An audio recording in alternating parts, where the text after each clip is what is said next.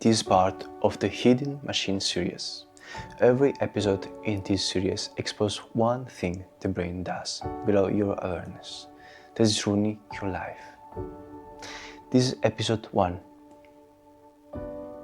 I want to start with something that bothers me for a long time.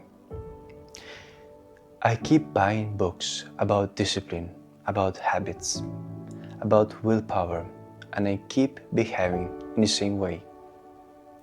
It took me a while to understand why.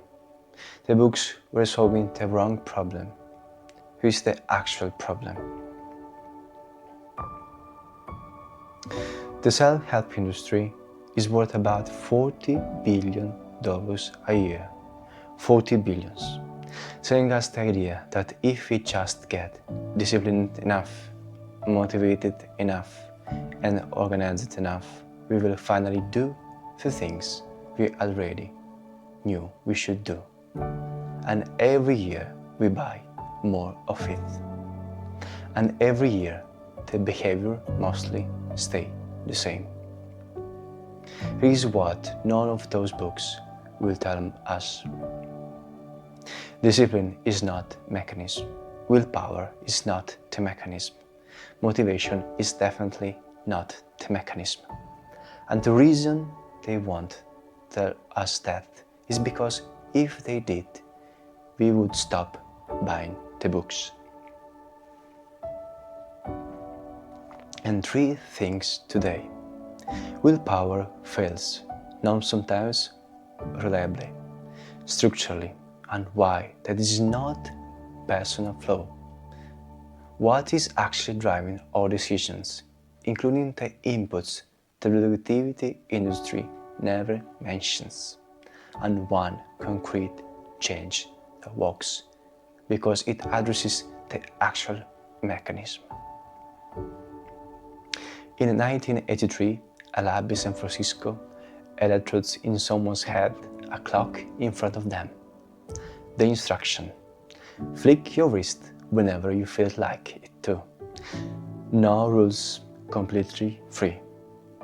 Then the result. The brain started preparing the movement up to half a second before the person reported deciding to move. The wrist had already been given its order. The person was still deciding. Another study pushed it further. Researchers could predict which button a person was going to press 10 seconds before the person said they had decided.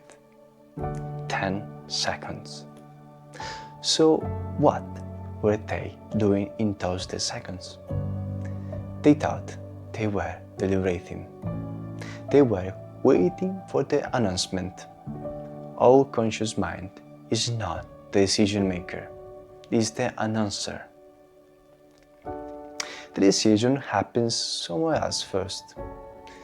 This is what $40 billion a year of self-help is selling solution for without ever mention this. About 95% of what the brain does happens below conscious awareness. The liberating, the reasoning, the feeling of choosing, that is 5%. And that deeper system runs on inputs we would never list in a productivity journal. Then, 2 groups rate as strangers. Personality, identical setup, except one group hold a cup of coffee, the other hold something cold. The warm coffee group rates the stranger as significantly warmer and more trustworthy. The temperature of an object in their hand changed social judgment, and nobody in the room knew it was happening. So what is feeding our decision right now? How well we slept, what we ate, how cluttered the space around us is, how warm or cold we are. The productivity industry wants to sell us apps and systems and frameworks. actual flavor are much more boring and much more powerful. Two people want to eat better. The first relies on willpower at 10 at night, when he's tired and the chocolate is 3 meters away. The second threw away the chocolate out when she did the shopping. It is not in the house. Same desire, different outcome. Not because one is smarter or stronger, because one made the decision before the impulse exists. Willpower is 5% of the system, trying to overcome the 95%. That is not a battle we can win consistently. The self-help industry knew this and keeps selling more willpower tools anyway. There is a narrow window, about 200 milliseconds, between when the brain fires and when the body actually moves. In that window, we can breathe with. We are not the author of what comes up. We are the editor of what goes out. Viktor Frankl, Auschwitz survival. Between stimulus and response, there is a space. In that space is our power to choose our response.